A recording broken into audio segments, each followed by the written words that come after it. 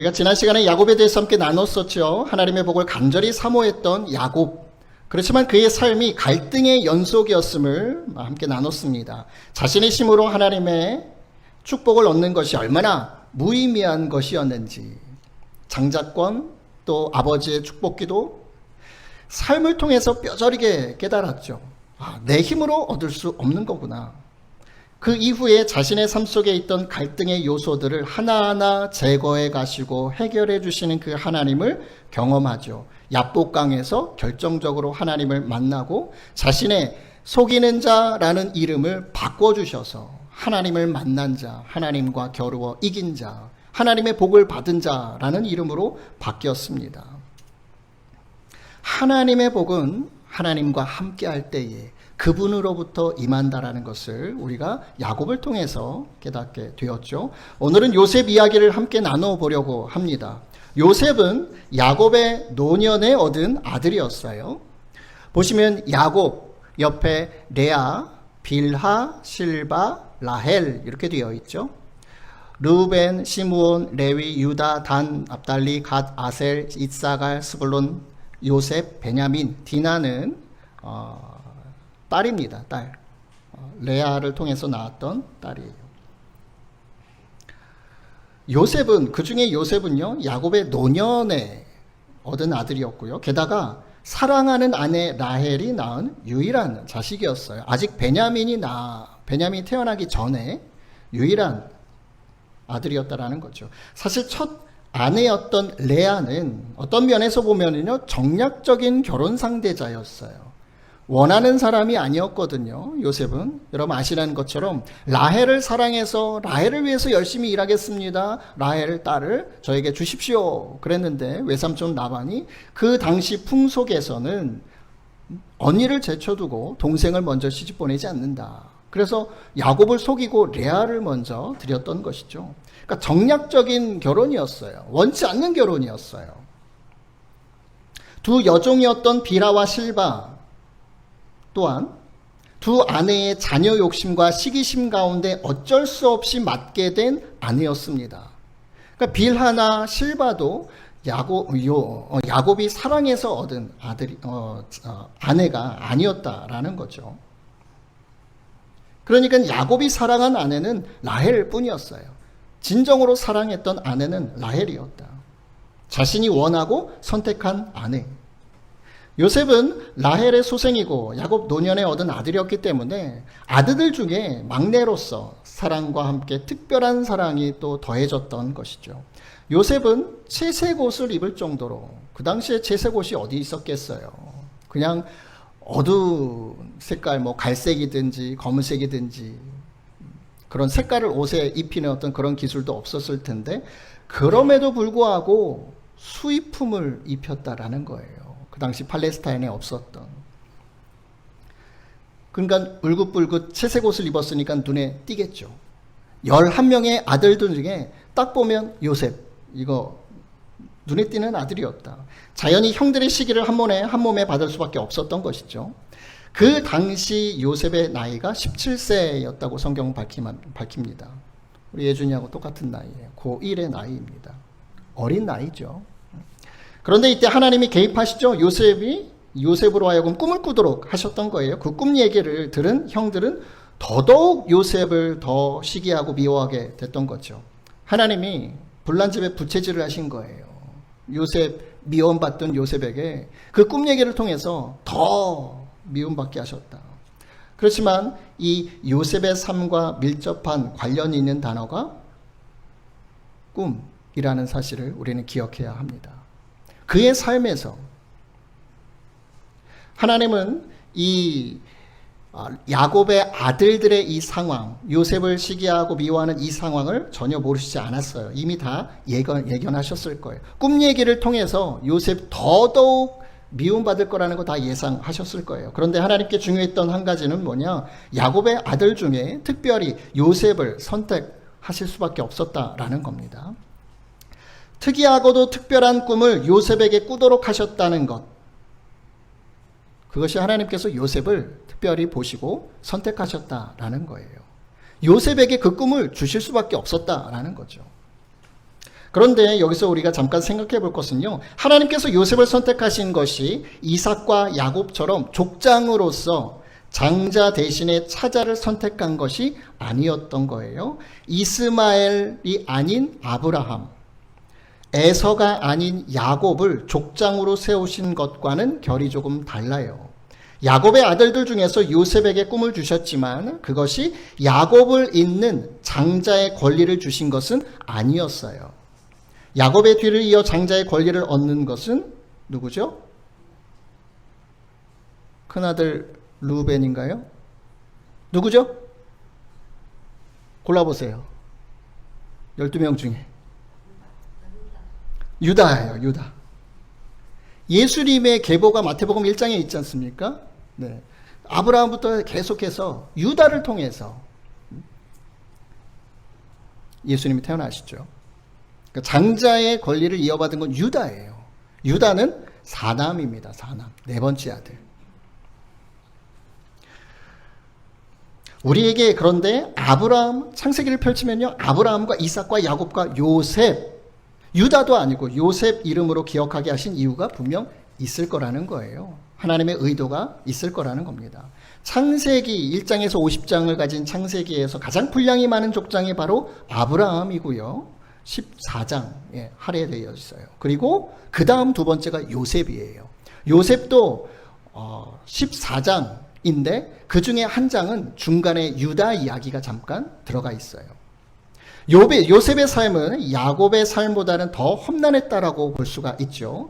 야곱은 적어도 작년의 나이에, 지난 시간에 말씀드린 것처럼 그 당시 70세, 60세, 70세, 작년의 나이에 집을 떠나서 외지의 삶을 살았죠. 그것도 친척 외삼촌의 집에서 결혼도 하고 가정도 이루고 재산도 얻을 수 있었어요.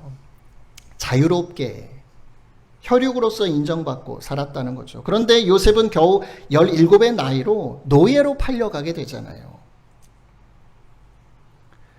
헤브론에서 야곱의 아들들과 가족들이 살고 있었는데 이제 세겜 땅으로 형들이 아버지의 양들을 이끌고 양들에게 목초를 먹이기 위해서 세겜으로 가다가 이제 아버지 야곱이 형들에게 도시락을 갖다 줘라 요셉에게 시키죠.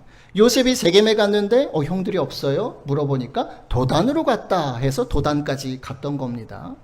그곳에서 노예로 팔려서 어디로 가느냐? 지중해 해변길을 따라서 애굽, 이집트로 가게 됐다라는 거예요. 550km에서 600km 정도 되는 멀고 먼 거리를 노예의 신분으로 가게 됐다라는 거죠. 야곱은 혈육으로 인정받는 삶이었지만 요셉은요 그저 이방 사람 종이었어요. 그것도 힘이 없는 청소년의 나이에. 그러니 야곱보다도 훨씬 더 고난의 삶을, 험난한 삶을 살았다고 볼 수 있는 거죠. 어린 나이에 너무나도 가혹한 삶이 펼쳐져요. 어떤 이들은 자업자득이라고 생각할 겁니다. 아버지의 편애를 받았고 아버지의 총애 속에서 형들의 모습을 고자질했던 습관이 있었다. 그래서 죗값을 치르게 된 것이라고 생각하는 사람들도 있을 거예요. 그런데 고작 나이가 17세였으면 그 정도 사안으로 노예로 팔려나가서 그렇게 고생을 할 정도로 큰 잘못을 저질렀었던 것일까요? 그건 아니겠죠. 형들은 고자질 안 했겠습니까? 아버지, 제가 저랬어요. 이런 거 했겠죠. 근데 그 당시에 형들의 시기를 미움을 온몸에 받았었기 때문에 요셉은 그런 작은 어떤 고자질에도 팔려나가는 이런 가혹한 삶을 살게 됐던 겁니다. 이런 결과를 초래하게 된 계기가 단연 꿈 이야기죠. 꿈. 하나님이 꿈을 요셉을 통해서 꾸도록 하지 않으셨다면, 꿈 얘기가 나오지 않았다면 이렇게까지 되지 않았을 거예요. 그 꿈은 하나님께서 주신 거예요. 그래서인지 모르겠지만 하나님은 요셉을 특별히 아끼시고 돌보십니다. 요셉의 모든 걸음걸음을 함께 하세요. 요셉에게 꿈을 주신 일, 불난집에 부채질 격인 꿈을 꾸게 하신 이유가 있겠죠. 요셉이 비록 고된 고난을 당할 것을 아시면서도 꿈을 주실 수밖에 없었던 이유가 있었다라는 겁니다. 그것은 요셉을 꿈꾸는 자가 되도록 하시기 위해서였어요. 11명의 아들들 중에 꿈을 꿀 수 있는 마음을 가진 자, 그게 요셉이었다라는 거예요. 그래서 나중에 형들이 요셉을 이렇게 이야기하죠. 도단으로 형들을 찾아오는 요셉을 바라보면서, 야, 저기 꿈꾸는 소년이 오는구나. 꿈꾸는 자가 오는도다. 형들이 다 인정을 했어요. 그 꿈은 하나님의 계획이었습니다. 앞으로 일어날 일에 대한 하나님의 계획이 담긴 꿈이었어요. 오랜 훗날 기근으로 수많은 생명이, 애굽은 물론 그 고대 근동의 지방 팔레스타인 모든 지방이 기근으로 말미암아 수많은 생명이 위기에 처할 날이 올 것인데, 많은 사람의 구원을 이루시기 위한 계획된 꿈이었어요. 그 계획이 담긴 꿈. 동시에 형들과의 갈등을 해결하시려는 계획도 담긴 꿈이었어요. 비록 그 꿈을 통해서 더욱 형들의 미움을 받게 됐지만, 하나님은 형들과의 관계를 회복시키시려고 그 꿈을 꾸게 하셨다라는 거죠. 누군가는 하나님의 꿈을 꿔야 합니다. 아니요. 다시 말씀드릴게요. 우리 모두는 하나님의 꿈을 꾸어야 해요. 하나님의 계획을 받아야 해요. 하나님의 뜻을 받아야 해요. 그래서 저와 여러분 모두는 하나님의 꿈을 꾸어야 합니다. 하나님의 구원의 역사를 이루어갈 사람이 오늘날 필요한 거예요. 그들에게 하나님은 계획을 말씀하시고 꿈을 꾸게 하신다라는 거죠. 하나님은 야곱의 11명의 아들들 가운데 요셉을 그래서 선택하신 거예요. 하나님의 꿈을 간직하고 마음 가운데 담아둘 수 있는 사람, 그 꿈을 쫓아서 나아갈 만한 사람을 찾으셨는데 바로 요셉이었던 거예요. 여러분은 하나님의 꿈을 품고 간직하실 수 있으시겠어요? 하나님의 계획이 담긴 그 꿈을 여러분들에게 주신다고 하면, 네, 제가 받겠습니다, 간직하겠습니다 하실 수 있겠어요? 고백하실 수 있겠습니까? 노예로 팔려나가는데요? 가졌던 모든 것들이 다 없어지는데요? 힘겨운 삶을 살게 되는데요? 고난과 역경 가운데 살게 되는데요? 쉽게 대답하기가 어렵죠. 고난과 역경이 있더라도 하나님의 구원의 역사가 이루어지도록 꿈을 간직하고 기도로 준비하실 수 있으시겠습니까? 요셉이라서 가능한 게 아니에요.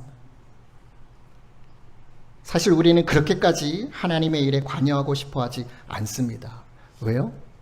내 코가 석자니까. 나 살아가기도 바쁘니까.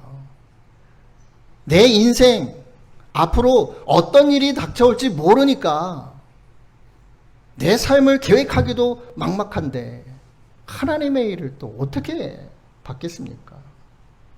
그래서 사실 우리는요, 하나님의 일에 잘 관심을 두지 않아요.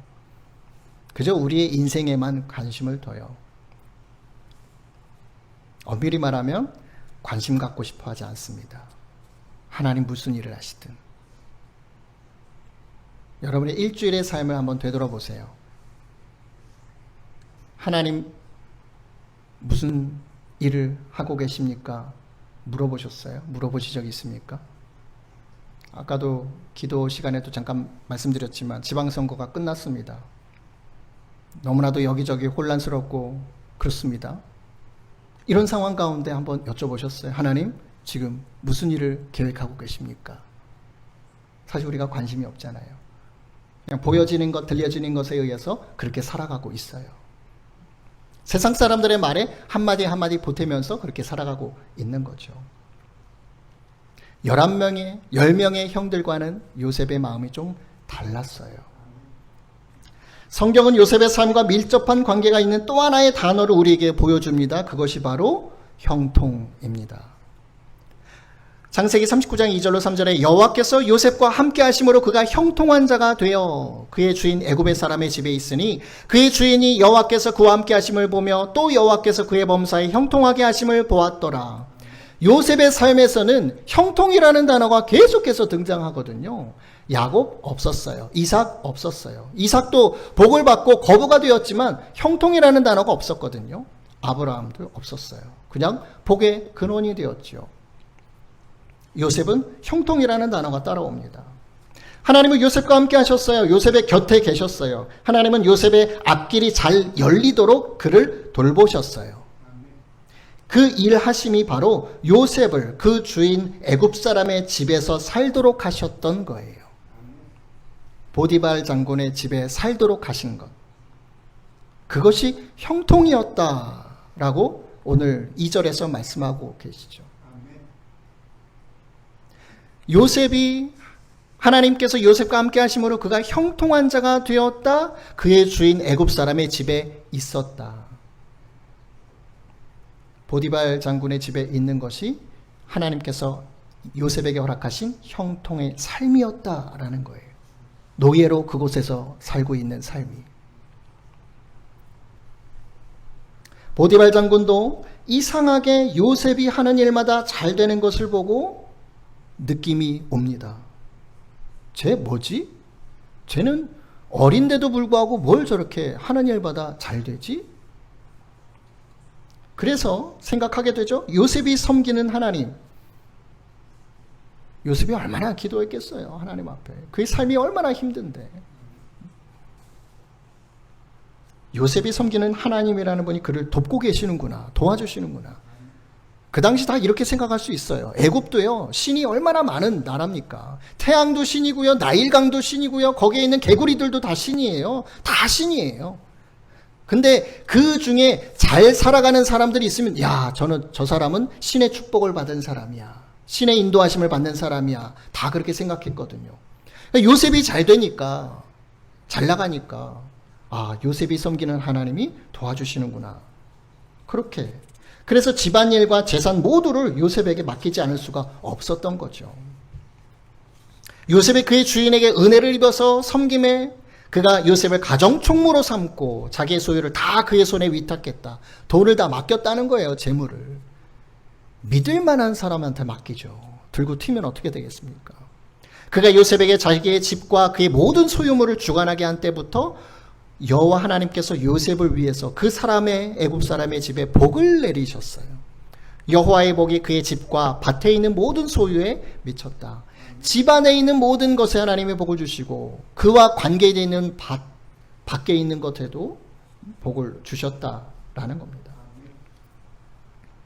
보디발 장군이 요셉을 신봉으로 삼을 정도로 믿고 신뢰하며 마음에 들어있기 때문에 하나님은 요셉을 아끼고 잘 대해주는 보디발 장군의 집에 복을 내리시는 거예요.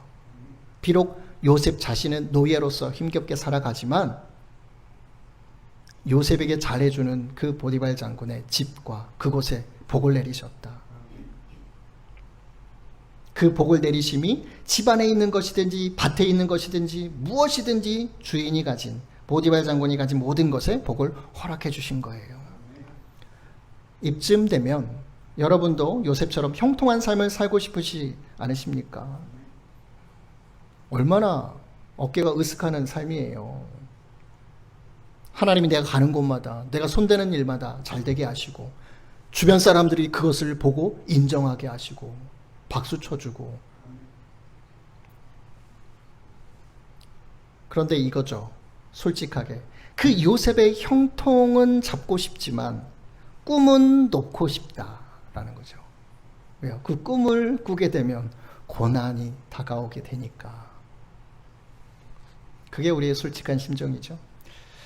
요셉은 비록 종이었지만 똑똑하고 지혜롭고 일도 잘하고 또 용모도 준수하고 잘생긴 미남이었어요. 그러던 중에 하나의 사건이 발생하죠. 여러분도 아시는 것처럼 보디발 장군의 아내가 요셉을 마음에 들어했던 거예요. 요셉을 유혹하죠. 근데 요셉은 하나님께 대한 믿음이 있었기 때문에, 신앙이 있었기 때문에 하나님 앞에서 죄를 지을 수가 없었어요. 그 유혹을 거부하죠. 이 집에는 나보다 큰 이가 없으며 주인이 아무것도 내게 금하지 아니하였어도 금지한 것은 당신뿐입니다. 당신은 그의 아내이기 때문에. 그런즉 내가 어찌 이 큰 악을 행하여 하나님께 죄를 지으리까. 하나님이 함께 하심을 잘 알고 있었기 때문에 요셉은 언제 어디서라도 나쁜 일, 악한 일로 인해서 하나님을 거역하는 죄를 짓지 않으려고 무던히 노력을 했어요. 이로 인해서 억울한 누명을 쓰고 보디발 장군은 친위 대장이었기 때문에 그의 집 지하에는 감옥이 있어요. 특별히 왕에게 죄를 지은 사람들을 가둘 수 있는 감옥이 있어요. 지하 감옥. 그래서 요셉이 그 지하 감옥에 갇히게 되는 거죠. 가정 총무에서 완전히 나락으로 다시금 떨어지는 삶입니다. 이젠 종에서 죄인의 신분이 된 거예요. 죄인의 신분. 그런데 거기서도 하나님이 함께 하시죠. 그 하나님의 은혜는 전혀 줄어들거나 사그라들지 않았습니다.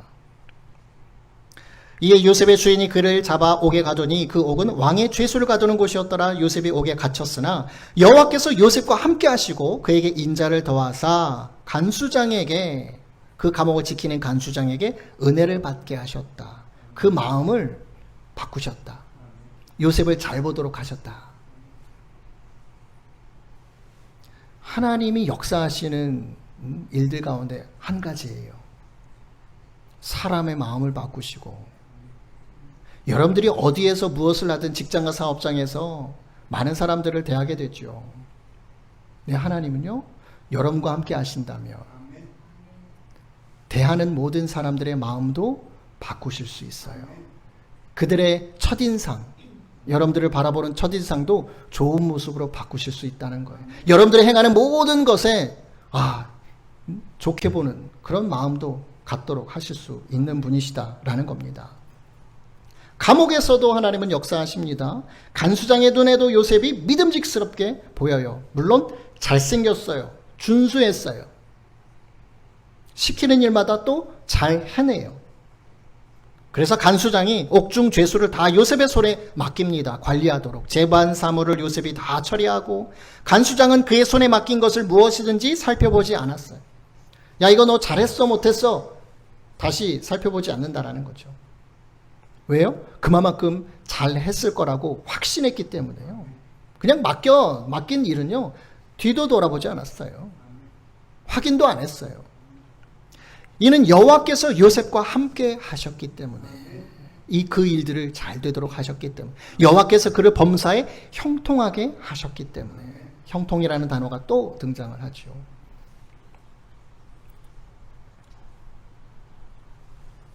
죄수에 관계된 모든 일을 요셉에게 맡기고 아무 간섭도 하지 않았습니다. 무한 신뢰예요. 무한 신뢰. 그 이유는 간수장도 요셉이 섬기는 하나님이 요셉과 함께하고 계심을 인정했기 때문에 그래요. 그가 하는 일은 무엇이나 다 잘되게 해주셨던 그 하나님. 결코 우연이 아님을 요셉도 어느 순간부터 느끼게 됐을 거예요. 하나님이 함께 하시는구나. 아버지 야곱이 섬겼던 하나님, 할아버지 이삭이 섬겼던 하나님. 요셉이 할아버지 이삭을 몰랐을까요? 알았어요. 그때 당시 오래 살았기 때문에. 외삼촌 라반의 집에서 살면서 요셉이 태어났죠. 그리고 그 가족들과 아들들 데리고 형을 만났죠. 그 다음에 형과 헤어지고 아버지가 있는 헤브론으로 와서 야곱은 그의 자녀들과 아버지와 함께 같이 살았어요. 그러니까 요셉도 알고 있었죠. 야곱이 요셉을 편애하는 것도 이삭은 알고 있었을 거예요. 아버지가 섬기는 하나님, 할아버지가 섬기는 하나님, 증조할아버지 아브라함이 섬겼던 하나님, 다 그 하나님을 경험하고 있었다라는 겁니다. 그러던 차에 감옥에 애굽 왕의 술 맡은 자, 왕에게 술을 따라주는, 이건 정말 신복 아니면 할 수 없는 일이거든요. 왜냐하면 그 술에 독이라도 타면 왕은 죽는 거예요. 가장 믿음직스러운 사람한테 술을 따르도록 하거든요. 그 술 맡은 자와 떡을 굽는 자, 음식을 만드는 자가 왕에게 죄를 짓고 친위대장의 집 감옥에 들어오게 됩니다. 요셉은 어느 날 이 두 사람의 꿈을 해석해 주게 되는데, 그 말 그대로 술 맡은 자는 풀려나게 되고 다시 복직되고 빵 굽는 자는 죽게 되죠. 요셉은 그 술 맡은 자에게 자기를 기억해서 감옥에서 나가도록 도와달라고 합니다. 저 억울한 누명을 쓰고 이 감옥에 갇혀 있는 거예요. 저 좀 도와주세요. 14절에 당신이 잘 되거든 잘 되시거든 나를 생각해서 내게 은혜를 베풀어서 내 사정을 바로에게 아뢰어서 이 집에서 나를 건져주소서. 왕에게 좀 얘기해줘서 이 억울함을 벗고 감옥에서 나가게 해주십시오. 간절히 얘기를 했는데 23절에 결과는 뭐예요? 술 맡은 관원장이 요셉을 기억하지 못하고 그를 잊어버렸다는 거예요. 요셉의 큰 은혜를 입었는데 잊어버리기 어려울 텐데 요셉의 삶이 억울하고 고난 가운데 있어 불쌍하기는 하지만 이 모든 일에 하나님이 개입하셨다라는 거예요. 사람의 기억도 잊어버려요. 술 맡은 관원장의 기억 속에서 요셉을 까맣게 잊도록 하셨다. 생각나지 않게 하셨다. 왜요? 하나님의 계획된 시간이 있었기 때문에요. 이 또한 요셉의 형통한 삶이었어요. 우리는 잘 이해가 되지 않지만 이렇게 다시금 감옥에 계속 갇혀 있는 상황이 요셉에게는 형통한 삶이었다라는 겁니다. 왜요? 요셉의 삶이 하나님의 뜻과 계획 가운데 그 손길 가운데 있기 때문에 형통한 자였다라는 거예요. 만 2년이 지나고 하나님께서 또 일을 하십니다. 계획을 이루어 가시죠. 만 2년 후에 바로 왕이 꿈을 꾼즉 자기가 나일 강가에 서 있는데 꿈을 꿔요. 살찐 암소 7마리가 강에서 올라와서 풀을 뜯어먹고 있는데 그 뒤를 이어서 흉측하고 야윈 다른 암소 7마리가 강에서 올라와서 먼저 올라온 이 소들을 잡아먹는 꿈이었어요. 깼어요. 야, 뭐 이런 꿈이 다 있냐. 망측하다. 한 번만 꿨으면 그냥 넘어갈 수도 있었어요. 또 바로 이어서 꿈을 또 꾸게 하세요, 하나님이. 토실토실하고 잘 여문 이삭 7개가 나왔는데 그 뒤를 이어서 야위고 마른 이삭이 나와서 토실토실하고 잘 여문 이삭 7개를 삼켜버려요. 그리고 또 다시 깨요. 두 번의 이상한 꿈, 바로의 마음을 뒤숭숭하게 만들어요. 야, 이게 도대체 뭐냐. 그런데 꿈을 해몽해 줄 사람들을 막 찾아보고 불러들였는데도 아무도 그에게 그 꿈을 해몽하여 주는 사람이 없었다는 겁니다. 그때서야 비로소 하나님께서 이 술 맡은 관원장의 생각 속에 요셉이라는 이름을 딱 심어주시는 거예요. 기억나게 하시는 거예요. 왕이여, 제가 정말 잘못했습니다. 까맣게 잊고 있었습니다. 제 꿈을 해석해 준, 기가 막히게 해석해 준 사람이 있었는데 그래서 요셉을 소개하게 되죠. 참으로 드라마틱해요. 하나님의 섭리가 그렇다라는 거예요. 저와 여러분의 삶도 한편의 드라마입니다. 그 시나리오는 다 하나님 머릿속에 있는 거고요. 그 시나리오를 저와 여러분이 스스로 써나가기를 원하죠. 세상 사람들은 자신의 인생의 시나리오는 다 자기가 써요. 되다가 안 되면 실패하고 좌절하고 절망하기도 하고요. 잘 되면 기뻐하기도 하고요. 나 잘났어 하고 살기도 하고요. 그런데 중요한 것은 우리 인생의 시나리오는 하나님께서 쓰신다는 거예요. 문제는 그 시나리오의 내용을 현재까지, 과거에서 현재까지만 우리는 알고 있고 그 미래, 앞으로 어떻게 될지는 기승전결을 모른다는 거예요. 클라이막스와 하이라이트, 어떤 순간이 클라이막스인지 우린 잘 모른다는 거죠. 바로가 요셉에게 말합니다. 내가 꿈을 하나 꿨는데 그것을 해몽할 수 있는 사람이 아무도 없다. 나는 네가 꿈 이야기를 들으면 잘 푼다고 전해 들었다. 그래서 너를 불렀다. 근데 요셉이 바로 왕에게 이렇게 대답하죠. 저에게는 그런 능력이 없습니다. 왕께서 기뻐하실 대답, 들으시고자 하는 대답은 하나님이 말씀해 주실 겁니다. 요셉은 알고 있어요. 자신이 지혜로 꿈을 해석한 것이 아니라 요셉은 그 꿈이 바로 하나님의 언어이고 말씀임을 깨달았던 거예요. 하나님의 계획과 뜻임을 바로 깨달았던 거예요. 그러니 하나님께서 말씀해 주시지 않으면 요셉도 몰랐던 거죠. 그 꿈의 해석을 바로 왕에게 전합니다.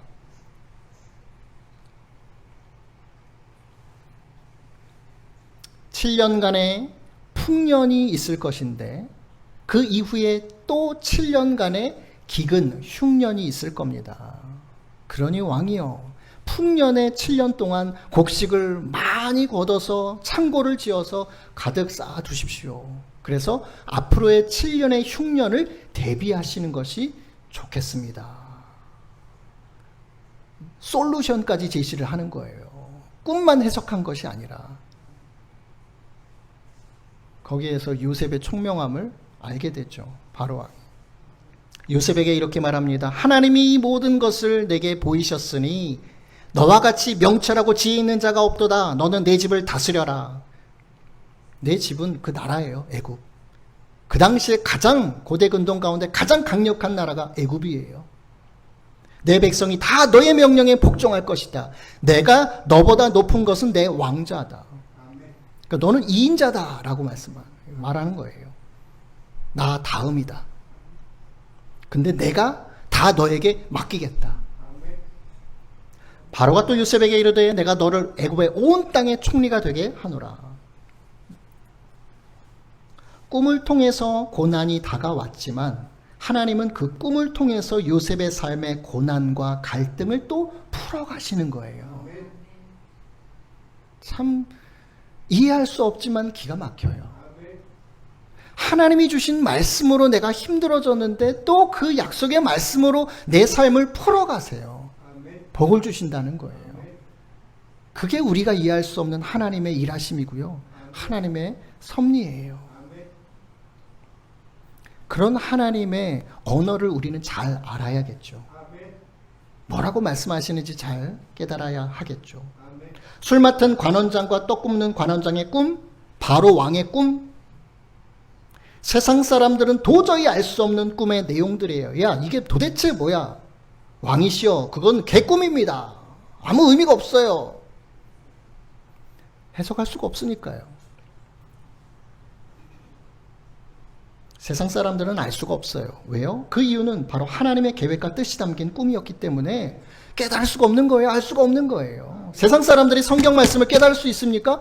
몰라요. 하나님이 어떤 분인지 아무리 설명해도요, 못 믿어요. 안 믿어요. 그러니 복음을 전해도 잘 안 듣는 거예요. 다가오지 않는 거예요. 저와 여러분은 알 수 있죠. 아, 이거 하나님의 은혜구나. 깨닫잖아요. 하나님이 하셨구나. 깨닫잖아요. 우리는 알고 있는 거예요. 요셉만이 그 꿈의 내용을 이해하고 깨달을 수 있었어요. 왜요? 하나님을 아는 자였기 때문에. 하나님의 인도하심을 경험한 자였기 때문에. 그것을 해석할 수가 있었습니다. 꿈은 하나님의 언어였어요. 말씀하시는 수단으로 꿈을 통해서. 오늘날도 저와 여러분에게 꿈을 통해서 하나님 말씀하실 수 있습니다. 성경 구절을 통해서 우리에게 말씀하실 수 있습니다. 어떤 다른 사람의 입술을 통해서 그 말 한마디를 통해서 나에게 말씀하실 수도 있어요. 여러 가지 환상을 통해서도 말씀하실 수 있어요. 우리는 늘 하나님 앞에 귀를 기울여야 하는 이유가 그것에 있습니다.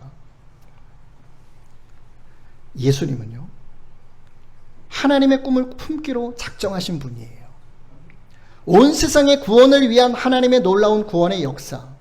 요셉도 마찬가지라고 말씀드렸잖아요. 앞으로 있을 흉년 때문에 많은 사람들이 아사하게 되는, 죽어나가게 되는 그 상황을 구원하기 위해서 요셉을 사용하셨잖아요. 꿈을 주시고 꿈을 품게 하시고, 더 나아가서 이 온 세상, 죄악으로 인해서 죽을 수밖에 없고 멸망할 수밖에 없는 이 세상 가운데 그 구원을 위한 하나님의 놀라운 구원의 역사를 예수님은 그 하나님의 꿈을 꾸기를 원하셨다라는 거죠. 그것을 꿈꾸고 간직하고 소망하고 이루고자 결단하셨어요. 그래서 이 땅 가운데 오신 거예요. 인간의 몸을 입고. 창조주 아들의 지위를 모두 내려놓으시고 인간의 몸을 입으셨고, 거기에서 더 낮아지셔서 고난받는 종을 자처하신 거예요. 종이 되셨다라는 거예요. 그래서 요셉의 삶이 또한 예수님을 예표하는 모습입니다. 죄가 없으신 분이 세상에 온갖 더러운 죄를 다 뒤집어 쓰신 거예요. 창조주께서 피조물인 인간의 조롱과 멸시를 받으신 겁니다. 종으로 부리시는, 하나님이 종으로 부리시는 천사죠. 사단 마귀도 천사였잖아요. 그 종으로 부리시는 존재인 사단 마귀에게도 시험과 조롱을 받으셨던 분이 예수님이에요. 금식기도 하실 때 마귀가 와서 시험하잖아요. 조롱하잖아요. 네가 하나님의 아들이야? 인간의 몸을 입고 이 땅에 오시기 전에는요, 그런 소리를 할 수가 없었어요. 감히 하나님 앞에요? 감히 예수님께요? 아니요. 근데 인간의 몸을 이끌고 천한 모습으로 오시니까 사단 마귀도 조롱하는 거예요. 야, 네가 하나님의 아들이야? 그럼 이렇게 해봐. 저렇게 해봐.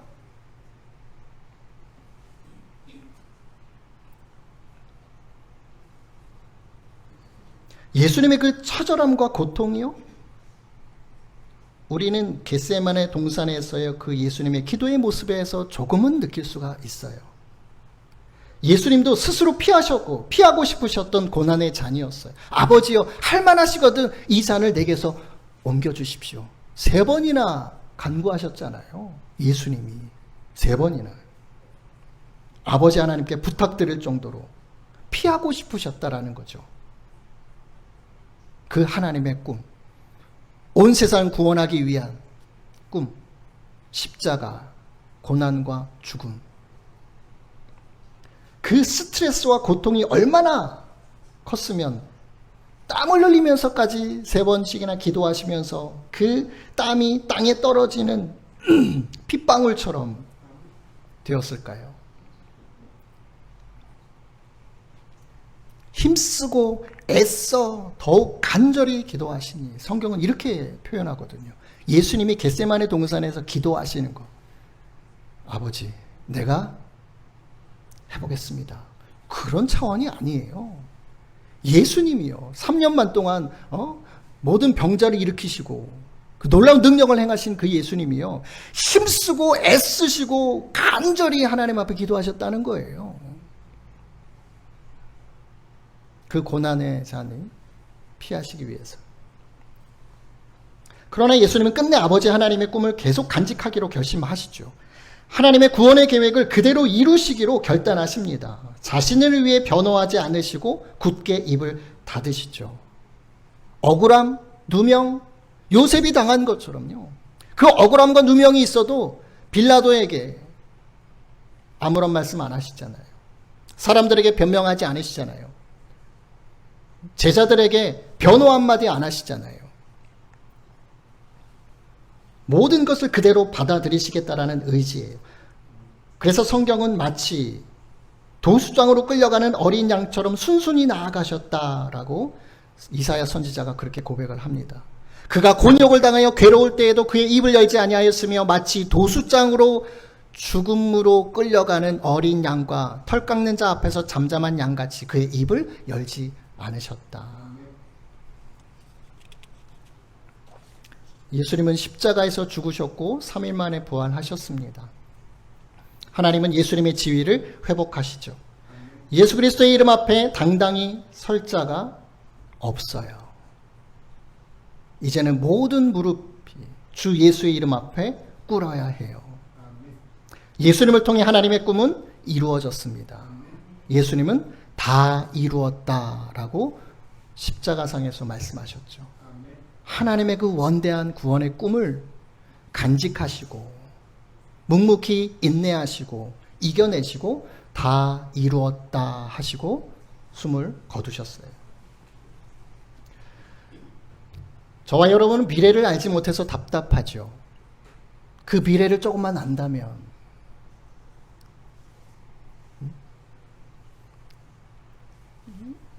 일주일 뒤에 토요일 날 저녁에 발표되는 6개의 숫자만 어떻게 좀 알 수 있다면 얼마나 좋을까.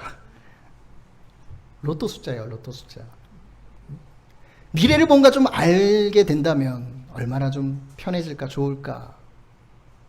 지피지기면 백전불태라는 말이 있잖아요. 알면, 나를 알고 상대방을 알면 위태롭지 않다라는 거예요. 100번 싸워도 위태롭지 않다. 뭔가 알면, 그런데 우리의 삶에, 인생의 삶에 내일의 시간이 어떤 일들이 다가올지 알게 되면, 미리 알게 된다면, 한 달 뒤에, 1년 뒤에, 10년 뒤에 어떤 일들이 다가올지 내가 미리 알게 된다면 준비하게 되겠죠. 그렇잖아요. 질병이 걸릴 수도 있어요. 미리 안다면 예방할 수 있겠죠. 예수님은 하나님의 꿈을 꾸셨고요. 그 모든 것을 미리 알고 계신 분이었어요. 그렇다면 예수님은 하나님의 뜻을 이루시는데 좀 더 수월하셨을까요? 십자가 고난을 당하시는데 좀 더 수월하셨을까요? 예수님은 신이죠. 동시에 인간이세요.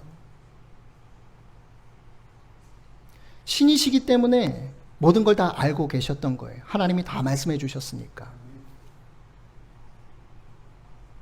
예수님은 그 모든 것을 미리 알고 계셨지만 그것을 피할 수가 없었어요. 고난을 당하는 것이 하나님의 뜻이었기 때문에 그 모든 것을 알면서도 고난의 잔을 마실 수밖에 없으셨다라는 겁니다.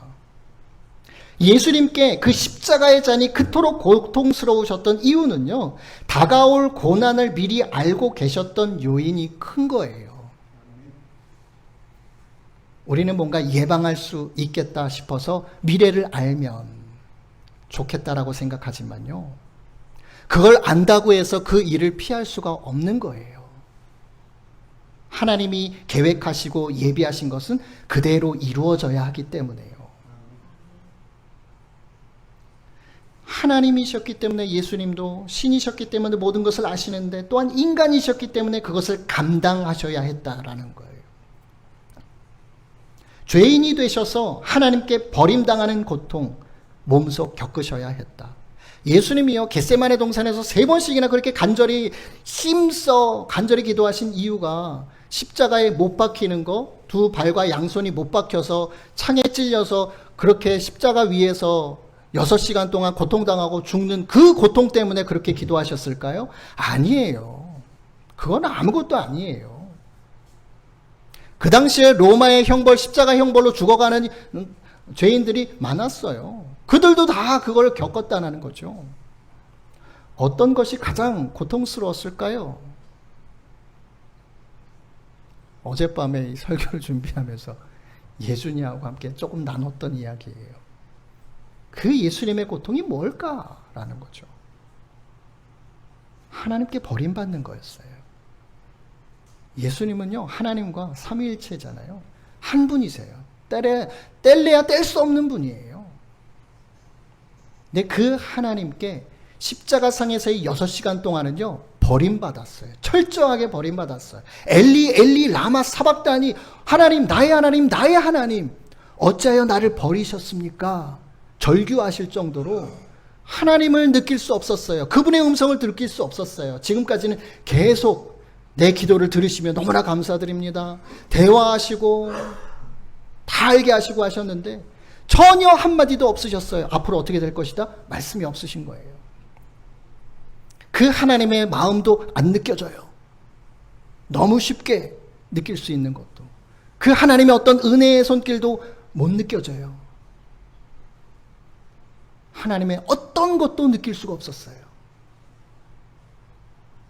그것이 예수님께서 가장 고통스러웠던 부분이에요. 하나님과의 단절. 우리는 그것이 잘 다가오지 않습니다. 하나님께서 여러분들을 지키시고 보호하시는데 그 손길을 거두신다면요, 성경에서는 내버려 두신다라는 표현들이 많아요.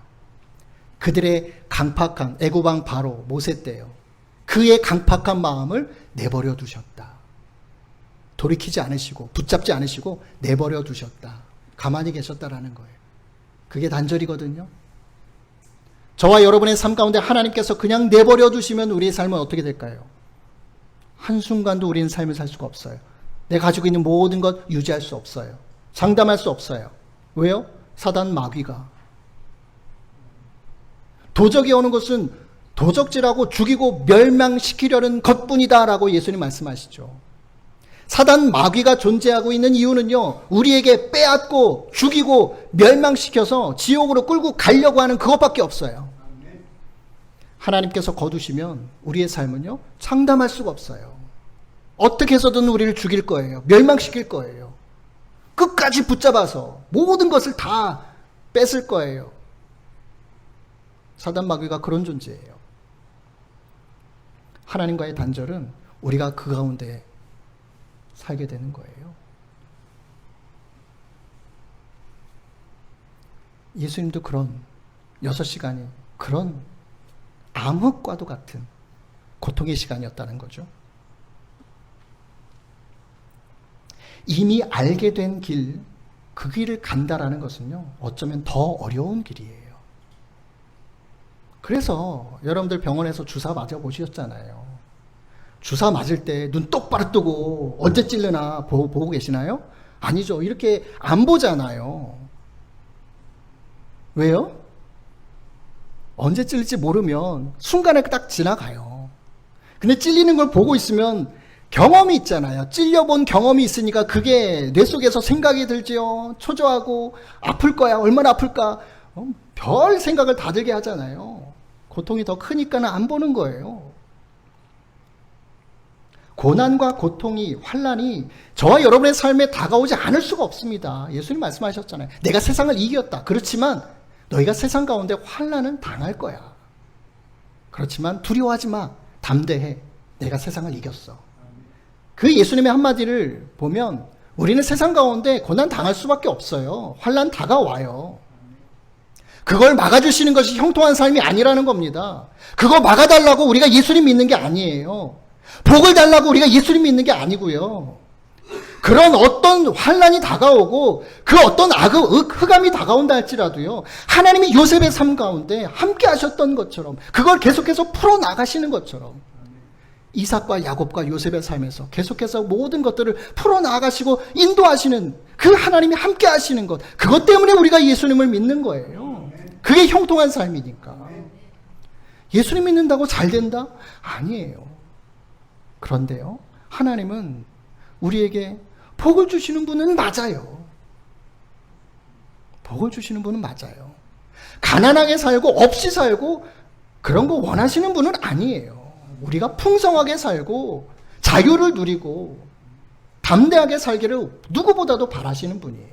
그렇지만 세상에 살면서 환난과 고난과 역경 당하도록 그 모든 삶에, 우리의 삶에 시나리오를 짜셨어요. 영화가 재밌는 이유가 뭐예요? 스릴 넘치어서 재밌는 이유가 뭐예요? 주인공이 어려움을 당해요. 죽을 고비를 넘겨요. 그런데 끝내는 이기잖아요. 그래서 그 영화가 재밌는 거예요. 그냥 다 좋게만 나오면 재밌습니까? 아니거든요. 세상 사람들은 다 그거 알고 있어요. 그게 스펙타클한 인생이에요. 인생 역전이라는 거를 꿈꿔요. 왜요? 하나님이 인생의 삶을 그렇게 만드셨기 때문에 그래요. 하나님의 시나리오예요. 근데 어느 날, 몇 날, 어떤 고난이 다가온다. 하루가 지나고 이틀이 지나요. 다가오고 있어요. 얼마나 그걸 알면 초조하겠어요. 불안하겠어요. 저거 어떻게 하지? 내가 할 수 있을까? 그러니까 우리가 이미 알게 된 길을 간다라는 것은요, 더 어려운 길이에요. 언제 다가온지 알고 있다면 그걸 대책을 세울 수 있어서 예방할 수 있겠다? 아니요. 그럴 수가 없어요.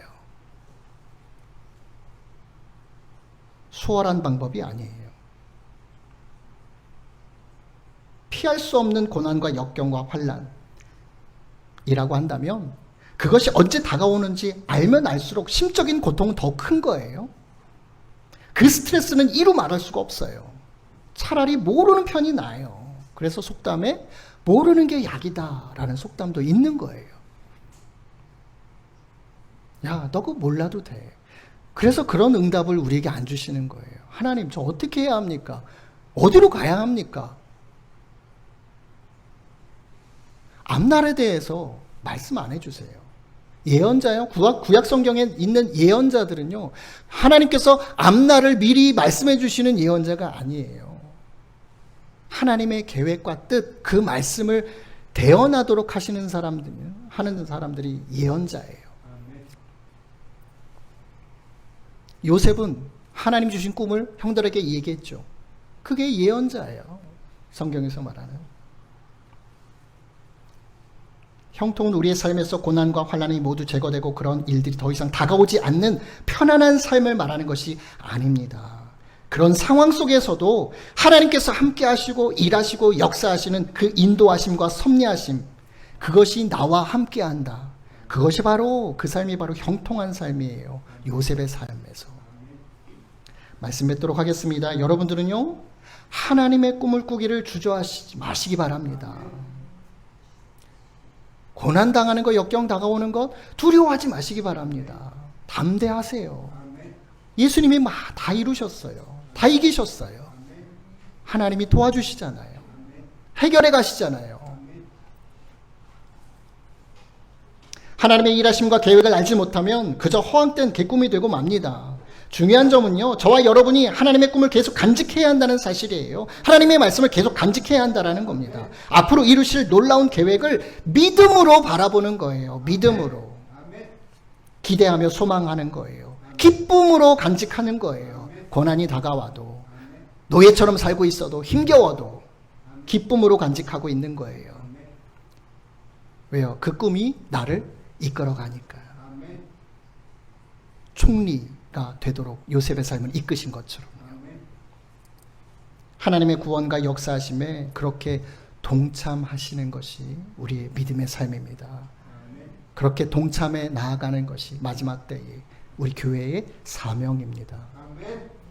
그렇게 하나님 앞에 영광 돌리시는 저와 여러분 되시길 예수님의 이름으로 축원드립니다.